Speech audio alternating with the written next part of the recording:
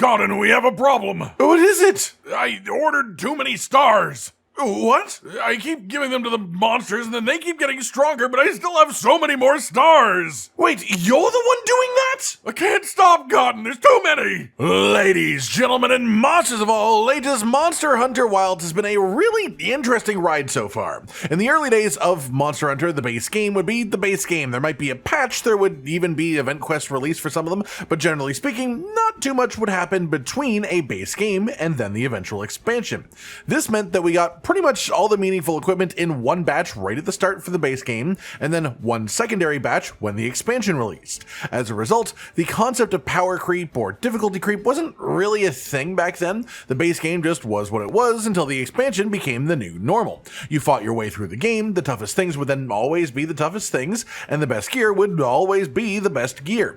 But starting in the 5th generation with Monster Hunter World, the developers started to move a bit more towards a live service model. Extra monsters added in post-release with their own armor sets and weapons, and because of them being released after the base game itself, they then also had to make it worth doing for players who had already finished. They had to make the monsters fit the difficulty for endgame hunters that had properly put together builds, even if the monsters themselves shouldn't logically be stronger than what the currently existing hardest foes are. And they had to make the equipment even better than the best stuff that was already in the game, or else no one would bother using it.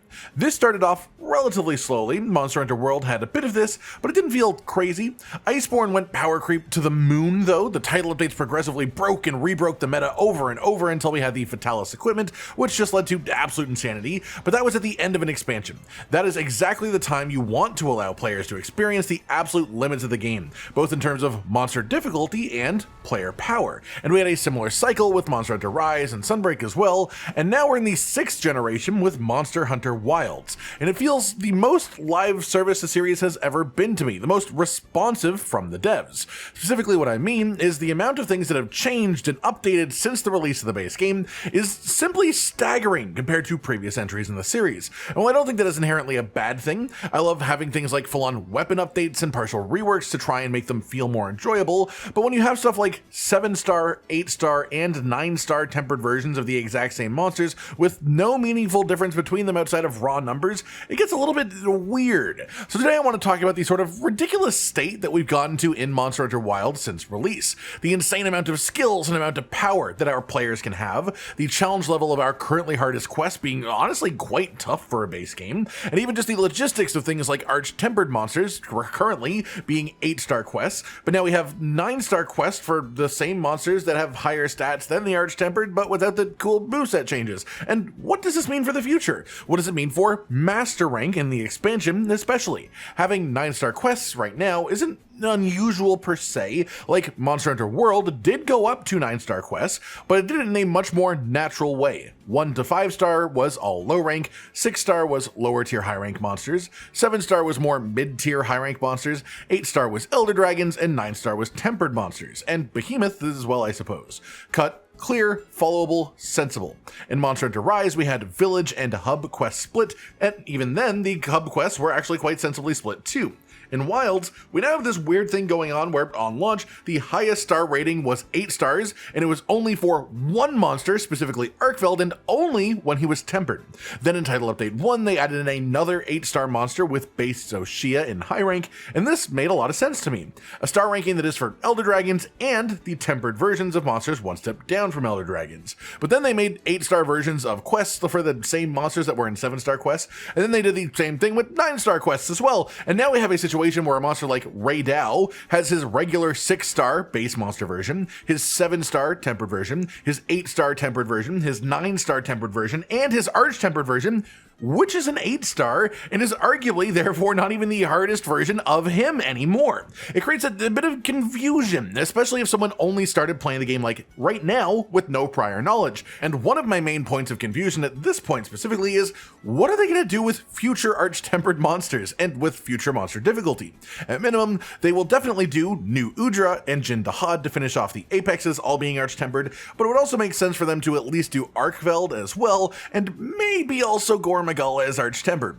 With 2 arch-tempered already existing as 8-star quest monsters, it would be logical to assume that future arch-tempered should also be 8 stars. Except now we have 9-star tempered monsters that exist, and it would be really sort of weird to add in like arch-tempered new udra that has a harder moveset than 9-star tempered new udra, but has less health and damage output because it's a lower star ranking. If they instead chose to make the new arch-tempered monsters be 9-star though, it would also create a weird discrepancy between the first 2 arch-tempereds and the rest of them that are coming out from this point forwards. But if you keep them as 8-star by technicality, but increase their stats to make them the equivalent of being 9-star, that will create its own sense of confusion where you'll have 8-star versions of a quest that are harder than a 9-star quest for the same technical monster, even if not arch-tempered.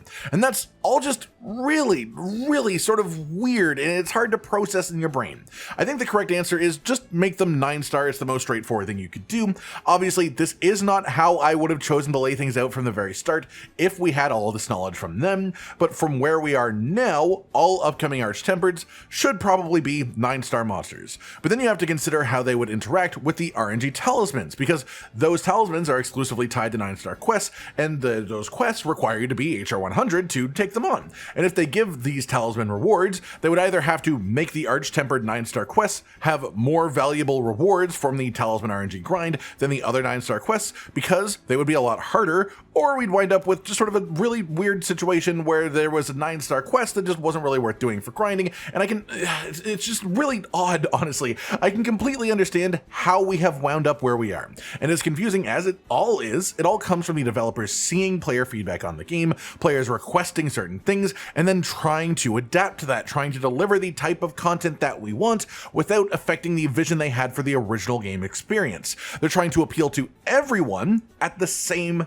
time. And I get it, but I'm also hoping that this whole experience post-launch for the base game of Wilds will give them a bit of a better idea of what they want to do and how to handle things when it comes to the inevitable expansion release for this game.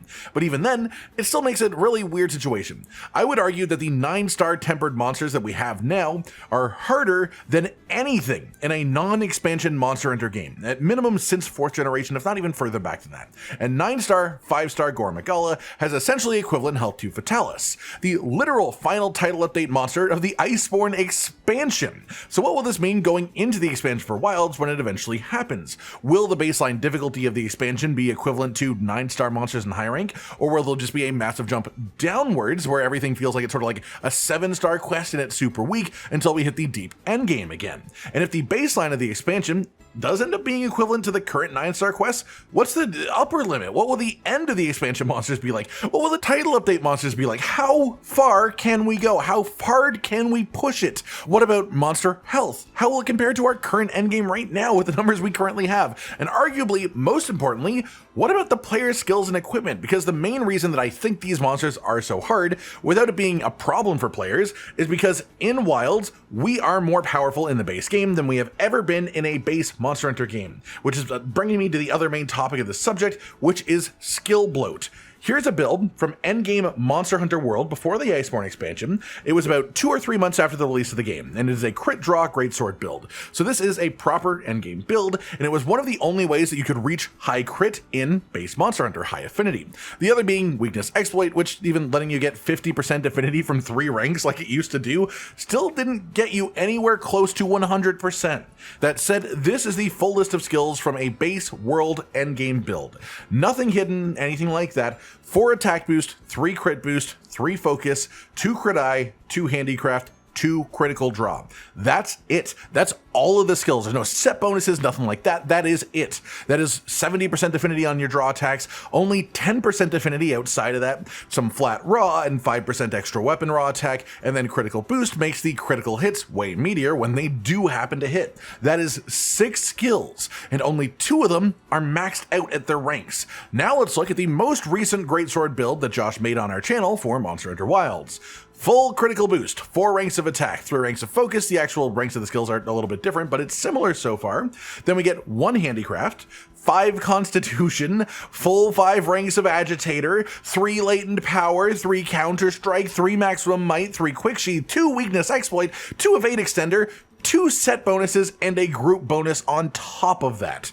The build hits around 80% affinity on average, much higher in some moments, and it still has full critical boost despite crit boost in Wilds being a 5 rank skill instead of 3. It has 4 offensive skills more than the Monster Hunter World build did, and every one of those skills except for one is at maximum ranks as well. In base Monster Hunter World, the majority of your power came from your weapon, and then all of the other stuff was somewhat secondary. It pushed you over the top for sure, it let you achieve the true peak of hunter power, but the difference between not having a meta build and having one was significantly smaller in World than it is now in Wilds, and that's not counting the fact that the World build had 0 comfort, utility, or defense skills in it too, whereas in Wilds we have an incredible amount of space for stuff like that too.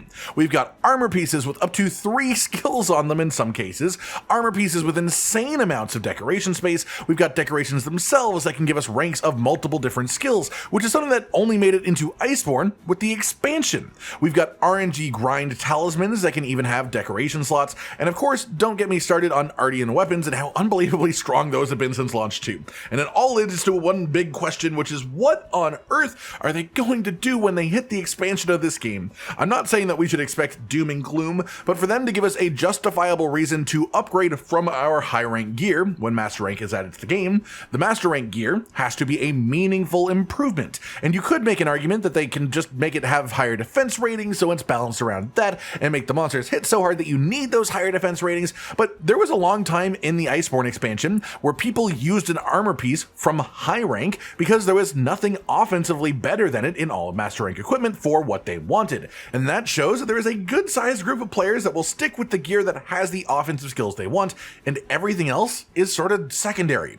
That means the Wilds expansion will either have to have gear that is straight up upgrades to our current high rank armor, which is already ridiculous, or no one will want to update their builds. I fully expect them to go with option 1 there, because why wouldn't they? And so that then begs the question, what will the builds look like in the expansion? How many skills will we have? Will it be multiple weapon skills on each weapon, full 3-slot sockets for every weapon slot that they could possibly have, or hey, they might even do 4-slot decoration sockets too as a way of advancing the systems forward and giving you a reason to upgrade. I wouldn't be surprised by that choice at all. But the point is, if we are at the stage of having multiple pages worth of skills in our high rank builds, master rank builds can hit 3 pages of skills, maybe even 4 pages of skills, and a bunch of set bonuses too, and at a certain point it's just a lot to take in. One of the biggest criticisms of Monster Hunter as a series, as a franchise, is that there's just so much going on for a new player to learn and get into and come to grips with. It's just a massive barrier to entry.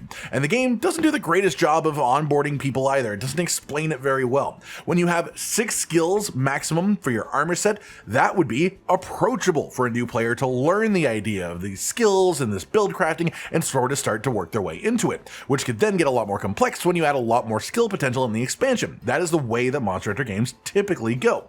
However, right now, when you have up to 3 pages of potential skill space, it would become far more complex, because now you're looking for the most efficient pieces, you're trying to work out what skill is like your 10th priority, because you can try and fit it into your build, you might have space for it, and in the moment, it doesn't feel too crazy just yet. But the reason for that is that we are now essentially at the point of number of skills and ranks of skills and quality of equipment that we have been at in master rank for both 5th generation main series games. We are scaling so fast, so hard, that the end of high rank in Wilds is the equivalent of expansion content from the last 2 games, both as far as raw player power and even the actual monsters themselves, as again, 9-star, 5-star gore magala is basically equivalent to Fatalis's health pool. And so I am very interested to see where this goes when the game gets more and more additions, including the biggest one of all in the case of the expansion. Will they rebalance the skills entirely? Will they make it make sense by adding in entirely new skills, or just changing the way that the decorations and slots work? Will they just make set bonuses on master rank gear so strong that the skills can stay similarly balanced to high rank and still have it be worth the upgrade because of the set bonuses?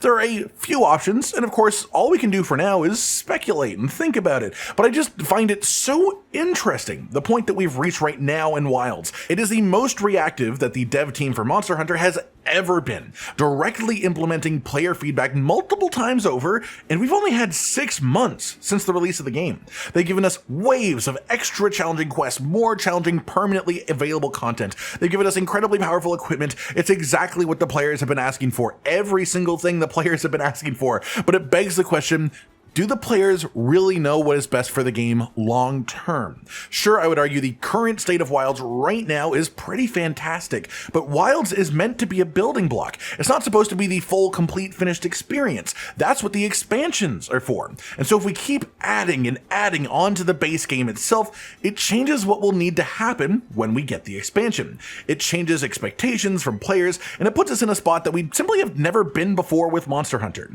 I do want to clarify that I don't think any of the stuff is straight up bad. It's just unusual. It's odd. It's a unique situation for the Monster Hunter series, and I find it intriguing, and I think it brings up a whole lot of questions about the inevitable expansion to Wilds. That just about does it for today, and everyone, just a discussion about the oddity of progression in Wilds, the post-release updates, the difficulty of our hardest monsters already while still in high rank, and the insane player power possible within the current skill system while we're still in high rank. At this point, Wilds feels like a master rank or even G rank Monster Hunter experience to me in a ton of different ways. So it really makes me wonder what the master rank version of Wilds will actually be like in the future. I hope you've enjoyed this discussion then, and feel free to let me know any of your own thoughts down below. Like if you liked the video, subscribe to the notification bell for more, and most importantly, ladies and gentlemen, until next time, stay sweet. Josh, Cotton, and Hollow with the videos, dropping the humor like a hammer on your tippy toes, bringing entertainment on a daily arrangement to take our insanity and turn it into entertainment. Yes, I said entertainment twice, to reiterate that it is nice to look into your faces on a mostly daily basis when you let us in your homes to make the whole world a stage. Goodbye.